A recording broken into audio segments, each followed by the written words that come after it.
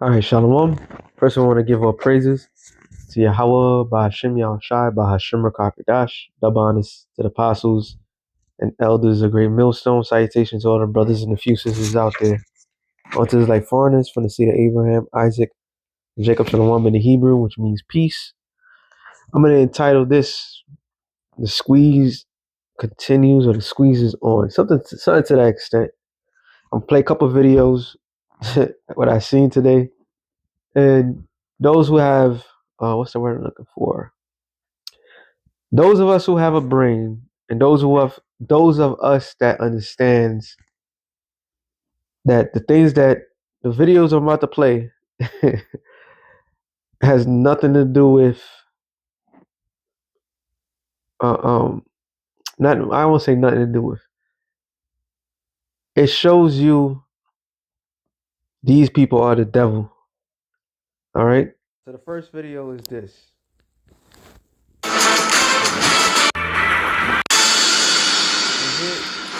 And here are the excuses, and try to put two to two together. This shit don't add up.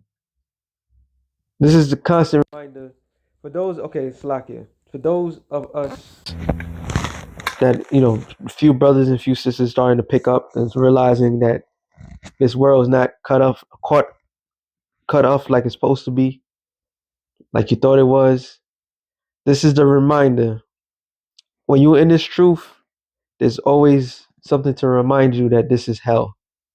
All right, this is not our rest. Okay, matter of fact, I'll start with that real quick. This is truly not our rest. Micah 2:10. It says, "Arise ye and depart, for this is not your rest. Because it is polluted, it shall destroy you, even with a sore destruction." So, is it for us to get up and get our own land, or get up there and try to flee Babylon? No, because no matter what they do, no matter what you do, however it's being done, you will owe. You all you doing is running to the next problem. Okay, these curses that the Lord said that was going to happen truly it cleave onto us. One more scripture before I let the videos do their thing. Baruch 3:8. It says, "Behold, we are yet at this day in our captivity, where thou hast scattered us." So what the Lord scattered us, He scattered us to the four corners of the earth. All right, all nations, Israelites dwell there, and always have the same issues, the same problems. All right, the last hired, first fired, may look like the other nations, may speak the other nations' language, but yet things not working out in your favor. Okay? It's just a constant reminder that this is not our kingdom. For a reproach and a curse, what is that curse? Deuteronomy, the 28th chapter. Okay? The constant reminder who we are. Okay? And to be subject to payments according to all the iniquities of our fathers, which departed from the Lord Yahweh, our power. So I'm gonna let these things play and then see where the spirit takes me. New York City landlords are sounding the alarm over Mayor-elect Zohran Mamdani's rent freeze plan. Madison Allworth joins us live now from Brooklyn with the details. Hi, Madison. Hey, Taylor, the goal is affordability, but landlords say that a rent freeze would do the exact opposite. It would force thousands of units to be warehoused, which is when they are left empty because it makes financial sense to do that versus putting in the money to have them renovated and then charging the rent. When you look across the city right now, landlords are telling me that there are 10. First, let me just stop it right there. That right there didn't make no sense because regardless, the landlord would have to fix the apartments that they plan to rent. The problem, which has always been the problem, which the news would never say, is the banks that want their money. That's the problem. The property taxes going up. That's the problem. 2020, is it 2020, 2019, whatever. 2020, 2019. Small businesses was wiped out. And the main small business, the first stack of small business that was wiped out was, guess what it was, everybody? It was landlords. Your landlords, a lot of your mom and pop shops and your landlords, the small businesses, they were wiped out. Why? Because the government gave the green light to the citizens that they didn't have to pay. So now, when the citizens finally got money, a lot of people didn't pay, but they was relying on it. So what ended up happening? All these places that were rented were doing were what? The banks took the money back. Actually, there was an anime. Ah, damn, I gotta find that. No, I think the anime had the music in the back, so I can't play it. And that's exactly what happened. So a lot of people that had small businesses, which was at the time spaces to rent, homes, stores, whatever, they lost dramatically. But those who weathered the storm at that time, that came out of uh, um, that craziness, that a whirlwind of a storm, here comes the finishing touch to finish off everybody that helped, that got out of that situation. This is diabolical. So what she just said made no sense. But they're not gonna tell you is the banks that always win. They're the ones that didn't stop. They didn't give a damn. Okay? And this is the same thing that happened 2008 with the housing crisis. All right? Of thousands of apartments that are in this warehouse category, sitting empty because with the renovations that would be needed, There's another thing. So why would they allow it? Think about the logics. I'm not expecting the devil to do anything, but what the information that the devil does bring out is illogical because you have a lot of homeless people out there, people without a home that can't even be in the streets. But you said you have a lot of thousands of apartments they call warehouses, meaning they're not doing anything with it. So think about the logics behind all this shit. not charge enough rent to finance those renovations. That's according to the Gotham Housing Alliance. And it's not just renovation costs. Landlords are also sounding the alarm over property taxes. So I want to give you this example right. And that's the key. It wasn't the renovation cost. Renovation don't take that much. It doesn't take that much to renovate something. They're easy to get a loan to fix up if they don't have the money. If they got the money, they can fix it up. They'll get the money back and then some. They know that. It's the property cost. Why the property cost is going up? That's $1 million question. Here, this building, not all the staircases, just this one right here. This home, back in 2017 when it was built, the property tax was $25,000. Today, 8 years later, $36,000. That is a 44% increase in property taxes in less. And why? Why did the property tax go up so high? See, when they tell us this is not gonna work, or this it's not enough this, or it's not enough food, this is not gonna work, this, that to the third, they're the ones that's causing the fucking problem from the get-go. But all they're giving you is the smaller solution. This side note, it was a Jake. I seen it was a video, which I watch a lot of videos, but and Jake was breaking it down about Venezuela, how Venezuela was one of the best places in Latin America. So good that people moved into Venezuela. People was doing good. They was getting a lot of funding to take care of the people, all this good stuff to keep it going. What choked Venezuela was all the sanctions that America caused. So after the sanctions, it choked out a lot of people's jobs. People started to flee. Basically, the guy was saying that America is known for making their own refugees. America is known for making their own homeless people. That's why I bring that story up. You want to know why there's so much homeless people? It's because the laws that's not being passed, the protection that's going to the banks, they got autonomy of laws of things to protect them, but not to protect the poor. There's no way in hell that a one bedroom apartment in any city of America today should be over $2,000, let alone 15 and so forth. And that's just being on a small. It is going to show you what the average price of apartments is today in this city. Now, why New York is so important? New York is so important because New York is a standard that how they want to accomplish their 15-minute city.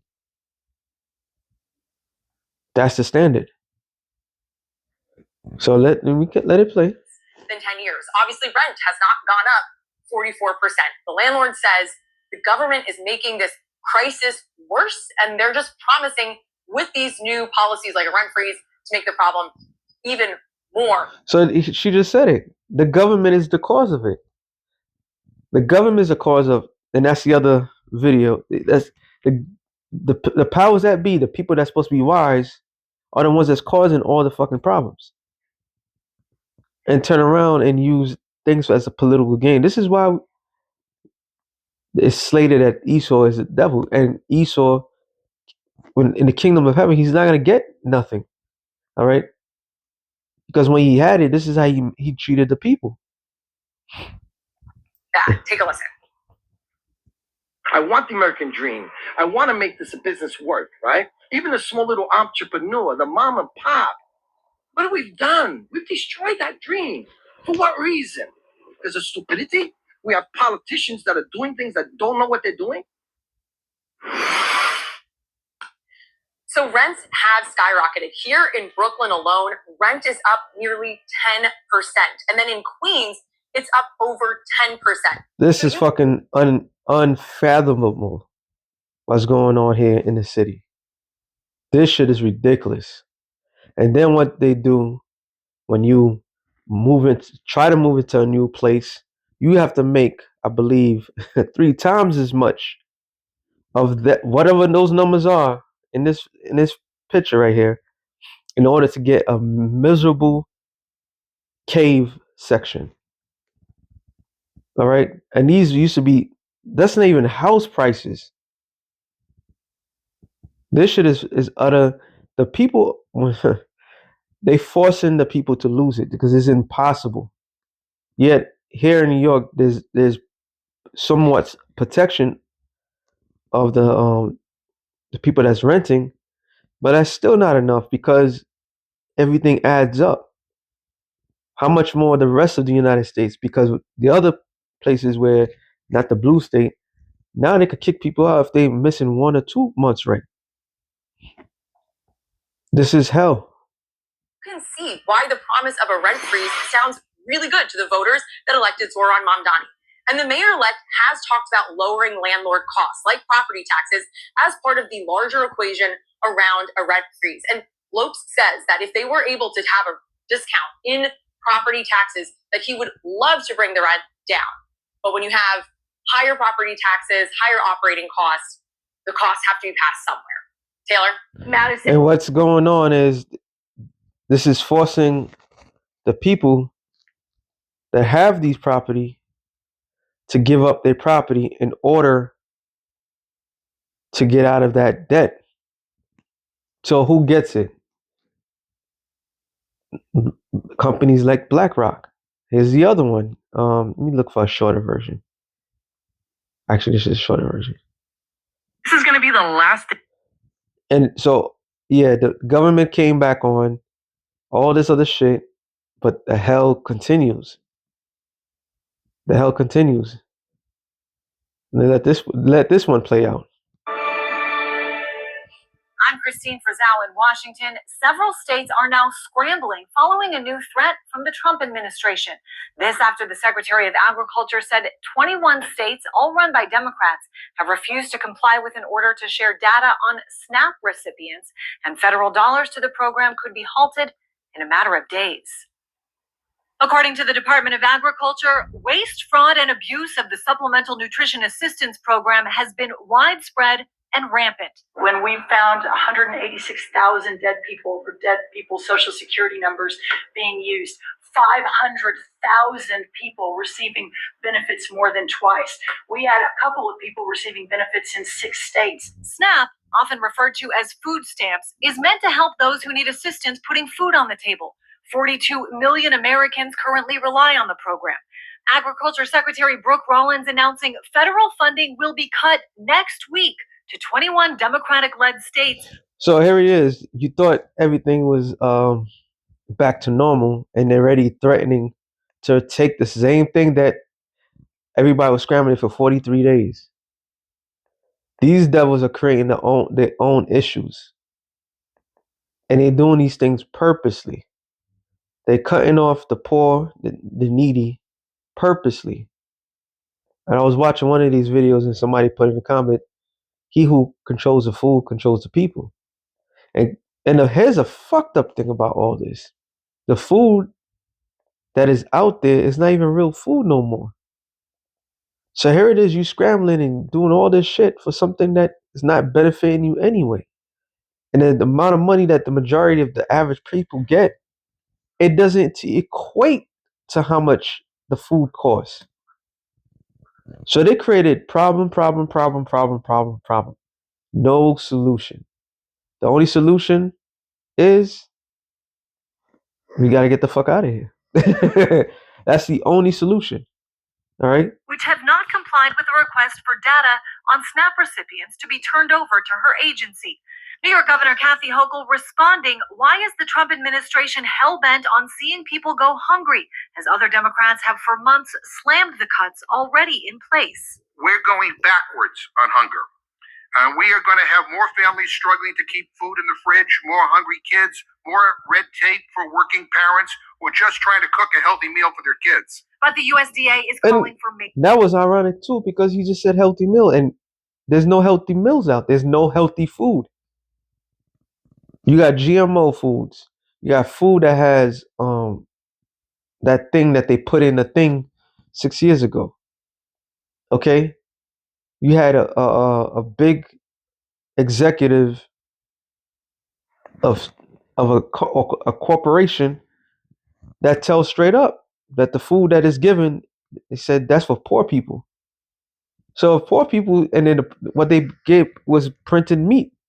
So if it's printed meat that poor people surviving on, and you still don't want to give them nothing, how cruel can you be? Think about it. This is why we call this man the devil. How cruel can you be? So you have everybody overall believing and pretending in your illusional state. You put everybody in the state of believing that the finances that they have is real. They kill, they steal, they do that. You congratulate them. You do all this other shit. You give them drugs. You give them all this stuff. And now you give them fake food. All right? Food, no nutrients, no nothing. And yet you still finding ways to punish the very people that relies on you. Okay? This is, and I will believe any fucking thing that you say. This is the devil who the Bible speaks of. All right? And in their little small circle, they call the majority of people goyim, which means cattle. So they call majority of people useless eaters. They're giving you fake food, and they're still calling you a useless eater. You prop up their society, they still call you a useless eater. You protect them. You protect the very elites of this world. Majority of the people put their shields on them, okay, that would go trade their own people. They betray their whole culture to maintain the delusion that this man has put on the people. Yet he's still finding ways to punish the set people that relies on him. But I'm gonna let it play. Reforms, including requiring participants to reapply and highlighting states like Minnesota, which was recently found to not be using a state law to pause payments to those suspected of fraud. And Maryland already has to spend $240 million more in state funds in 2027 due to its high overpayment and underpayment error rate, a penalty included in President Trump's Big Beautiful Bill. Under President Biden, the program saw its largest permanent increase, with some changes slammed by Republicans. We saw $524 million of SNAP benefits being used at fast food restaurants in only 9 states. And guess what? And how do they let that happen? The most restricted thing, they caused this. Everything is happening. They the ones that caused it. They use different colors to cause the very problem that they're complaining about to this day. How do you let that happen from the get-go? And then you want to report it like, oh, this is what's going on. Wait a minute. You guys set the rules and the restriction, and you're allowing this to go down. I'm not gonna. If you read the comments, I know for a fact there's some idiots out there that's gonna say the most dumbest shit. And here's a crazy part. They said that the majority of the people talk about the taxpayers. Oh, they're the ones that's doing it, right? Well, come to find out, the people that gets it's like $6 a day. You spend more money on giving to that welfare state or giving to the military than paying the poor people. This shit is crazy, yo. Stuart, those 9 states are blue states. Yeah. That's a lot of money on nuggets and fries. More than a dozen states have sued the Trump administration, arguing the data request is illegal. And actually, the White House attempting to access information on undocumented immigrants. Secretary Rollins says the federal money will start being withheld next week. I'm Christine Frizzell reporting. So you got out of a situation that supposedly claimed that because they couldn't come to an agreement for 43 days and so forth, which hindered and made people go crazy. And now all of a sudden you're going back. This time you're attacking particular states. This is why we call them the devil. Isaiah 10:1, it says, "Woe unto them that decree unrighteous decrees, and that right grievousness which they have prescribed."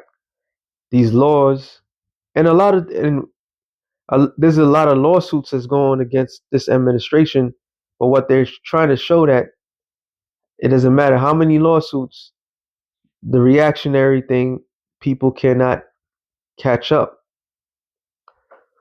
Basically saying F the lawsuits, F F everything. All right. They knew that.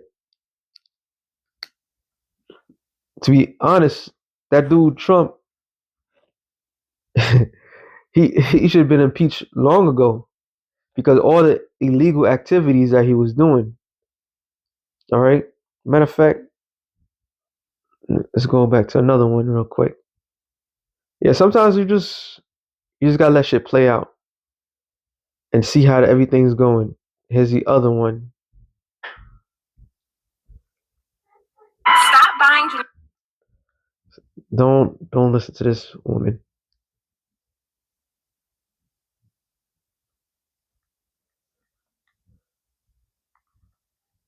Thanks. There's continued fallout from yesterday's far-ranging presidential cabinet meeting that included Defense Secretary Pete Hegseth addressing a military strike on an alleged Venezuelan drug boat. Featured heated language about immigrants from Somalia and the president's health. And Olivia Rinaldi filed this recap. strike. I didn't know about the second strike. I didn't know anything about people. I wasn't involved in it. President Trump and his defense secretary, Pete Hegseth, distanced themselves from a second strike on an alleged drug boat. And might I add, it was a couple of days ago he was so proud about this situation. What's changing his mind? What is his point of view of what's going on? See, everything's a dog and pony show what we're seeing. But in actuality, a lot of casualties amongst all of this. This is why this is not our arrest. For you blacks, Latinos, and Native Americans, this is not arrest. By the time everything's said and done, it's too little too late. They're moving on to the next crisis. Okay? That's how this world operates. But let me let this guy say what targeted survivors from the first strike. I moved on to my next meeting. A couple of hours later, I learned that commander had made which he had the complete authority to do. And by the way, Admiral Bradley made the correct decision to ultimately sink the boat and eliminate the threat. Congress is promising an investigation into the September attack on the alleged Venezuelan drug boat. Congressman Ted Lieu, a former Air Force lawyer, was blunt in his rebuke of the decision. Killing shipwreck survivors is a war crime. But Senator Eric Schmidt, the former Attorney General from Missouri, was equally candid. This nonsense about it being a war crime is total. President Trump says he supports. And that's a bullshit that he says, because that is unlawful what they're doing. Everything that they're doing is unlawful. Is the reactionary things that's happening afterwards. So for the bankers and the politicians hiking up prices to cause these effects, for people that's living, who if you making, back in the days, if you was making $20, $25 an hour, damn, you be living good. But you could barely survive in this society. To the very acts of war that they're doing, everything that they're doing is an error on their behalf. They're causing these effects, and the response of things that's happening. So now his eyes, more distractions, because what happened? Literally a couple weeks ago, all of Congress decided that it was going to let this Epstein file come out. It was supposed to be Trump's supposed to let it out. Then right before Thanksgiving, some random psyop just came to play. Then all of a sudden everything's changing.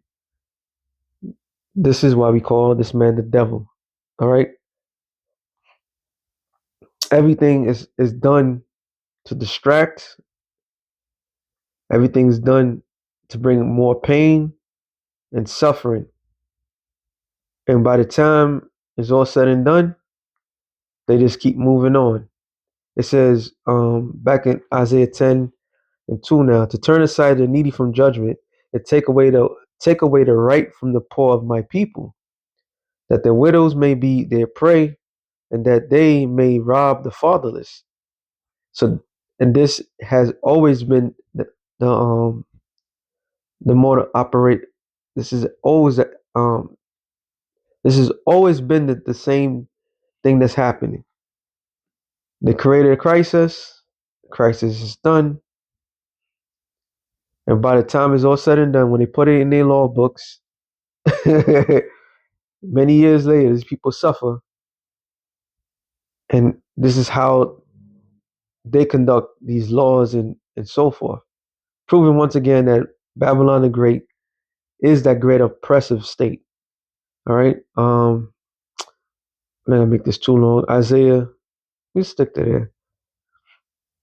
14:5. And it says, matter of fact, 14:4. Thou shalt take up this proverb against the king of Babylon and say, how have the oppressors ceased and the golden city ceased? And that's the future prophecy. which indicates that in present time, the time that we live in, these people that's in position of power are oppressing the people, are crushing the people, right? Crushing the minds of the saints. Matter of fact, not Deuteronomy, Daniel 7:25. It says, "He shall speak great words against the Most High. It shall wear out the saints of the Most High." And when you go into the Hebrew word for wear out, is a Hebrew word for balal, to wear away, wear out, to harass consistently. Let's look up the word consistently, which we all should know what that means, but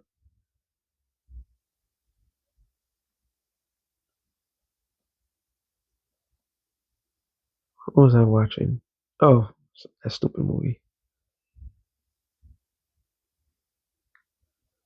Word consistently, continuously over a period of time, always. So they're constantly wearing us out. All right. And then what makes matters worse, if they can't get to you physically, but usually, Strong's definition, usually, but use only in the mental sense to afflict, wear out. Ironically, I just see this as the Chaldees. Wow. Wow. But so they wearing us out. This is not your rest, Jake. You Negroes, Latinos, and Native Americans. This is not your rest. The stress level for everybody has gone up the roof. It's coming to the point where either you're gonna let go or you're gonna hold on to dear life. Those who let go, who understands that, you're on the right track. You're discontinuing from this world.